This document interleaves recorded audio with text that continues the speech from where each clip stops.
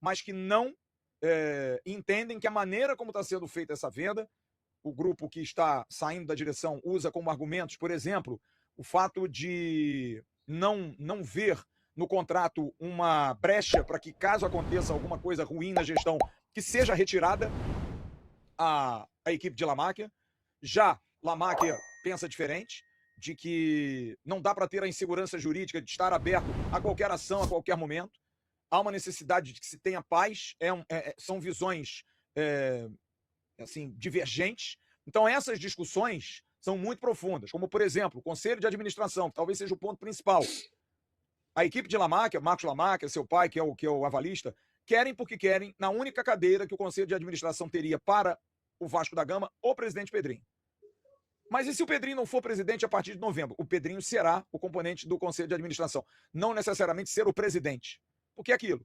Os Lamáquias querem lidar com quem eles confiam. E hoje eles só confiam no presidente Pedrinho, como figura, sendo ele presidente ou não do cargo. E isso é uma discussão, porque as eleições em novembro vão ser quentes, existem muitos boatos aí de possíveis candidatos, e é claro, estar num conselho de administração é um sinal de poder, é importante, ainda mais o Vasco sendo vendido em 90% no seu futebol, com aporte e com promessas de assuntos revolucionários. E hoje eu tive uma informação que me parece também ser muito importante, muito importante. Há uma possibilidade de talvez amanhã, mais tardar quarta-feira, isso está sendo costurado, de que Marcos Lamáquia venha a público, que ele fale como futuro investidor da SAF. Por quê? Porque quem falou foi o pai. O pai, como avalista, e talvez como uma figura, digamos assim, maior do que o filho no âmbito do futebol, não de grana, porque o Marcos Lamáquia é mais rico do que o pai, resolveu tomar as dores da situação porque gosta muito do Pedrinho. O Marcos Lamáquia também gosta do Pedrinho, mas o Marcos Lamáquia gosta do negócio. Acima de tudo, gosta do negócio. E está sendo cobrado de alguma maneira de que ele apareça, de que ele possa botar. Só que o Marcos Lamáquia é diferente completamente do pai. Talvez tenha puxado a mãe Júnior. É completamente low profile. É um cara absolutamente... mercado financeiro, gente. Gente que não mete a cara para tudo.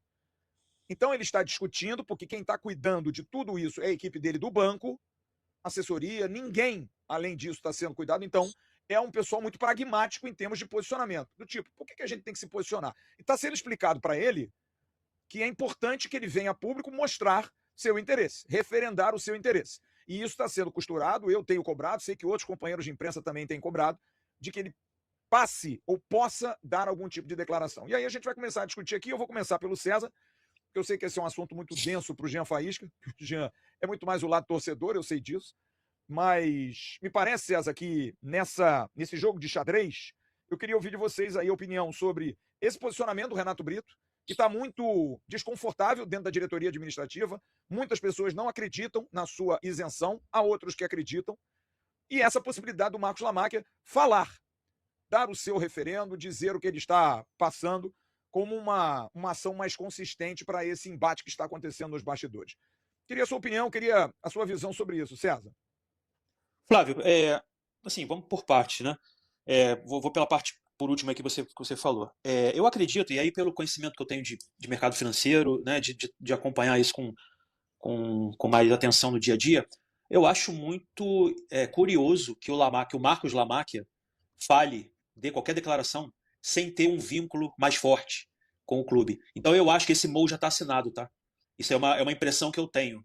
Eu acho que se esse MOU não tivesse assinado, ele não se pronunciaria. Eu acho muito difícil alguém que está postulando a um negócio, que vai fechar algum negócio, mas que esse negócio ainda não tenha um vínculo, né, mesmo que seja um memorando de entendimento assinado, acho muito difícil essa pessoa falar, sem que tenha algum documento já pronto, já assinado. Isso até por um viés jurídico, tá? Não é só questão de negócio, não. Porque você não vai assumir uma posição, que aí no caso é até política, né? Se você não tiver já algum tipo de ingerência sobre o negócio, né? Vamos dizer assim.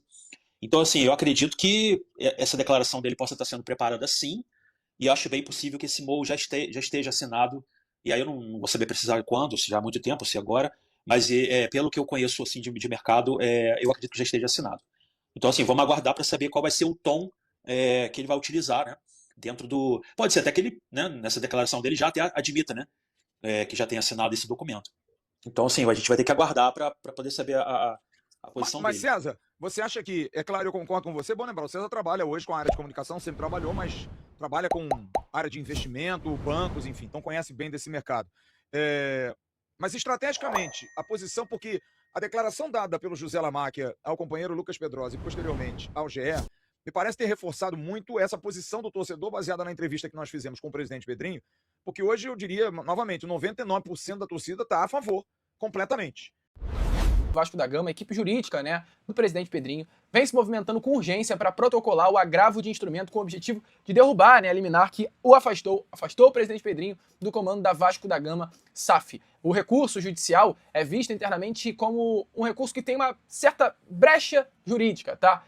É apontado que a decisão ela é juridicamente frágil, ou seja, a defesa ela confia, né, do presidente Pedrinho em uma reversão rápida dessa situação. O planejamento inicial da gestão do Pedrinho era protocolar o recurso imediatamente, após o afastamento que se deu na semana passada. Isso não foi feito, e agora o foco é restabelecer, acima de tudo, de certa forma, com calma, com um bom, né, agravo aí, os poderes administrativos, tanto do presidente Pedrinho, quanto também dos conselheiros que foram afastados ao seu lado. Então a situação é de fato essa. O Vasco deve entrar nesses próximos dias aí com esse agravo de instrumento. A expectativa tá é que hoje isso já viesse a acontecer, ainda não temos essa informação, mas muito provavelmente até o final de semana a atual gestão do presidente Pedrinho vai tomar alguma atitude no judiciário do Rio de Janeiro para tentar reverter essa decisão que o tirou do comando da Vasco da Gama SAF. Inclusive, né, é importante lembrar que começou recentemente também um movimento dos empresários de jogadores aqui do Brasil para assinatura com a intenção de protocolar na petição, comprovando que o Vasco hoje honra com todos os compromissos e uma demonstração de apoio também ao presidente Pedrinho, tá?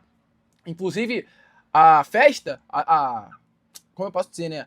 A convicção é tão grande de que essa decisão ela vai ser revertida, que há uma festa marcada para o dia 10 de julho na Lagoa, uma festa, né, para comemorar a venda do Vasco para Marcos Lamáquia, e essa festa ela ainda não foi desmarcada, cara. Tá marcada a comemoração da assinatura da venda da SAF, tá tudo sendo organizado para que no dia 10 venha se comemorar a venda para a família Lamáquia. A garantia, tá, de Marcos Lamáquia e de sua família é que até o dia 10 de julho a compra do Vasco da Gama será anunciado, independente do que venha acontecendo nos bastidores. Há uma certeza, uma convicção grande juridicamente que o presidente Pedrinho vai conseguir retomar os seus poderes. Então, a situação é essa. Para quem, é claro, é favorável a uma venda, há uma expectativa para que essa decisão que hoje afasta o Pedrinho do poder caia o quanto antes. E falando, né, em toda essa situação, tem gente que quer meter a mão e às vezes, amigo vascaíno, esquece do que está acontecendo e não quer, infelizmente, sofrer, de certa forma, as consequências, né?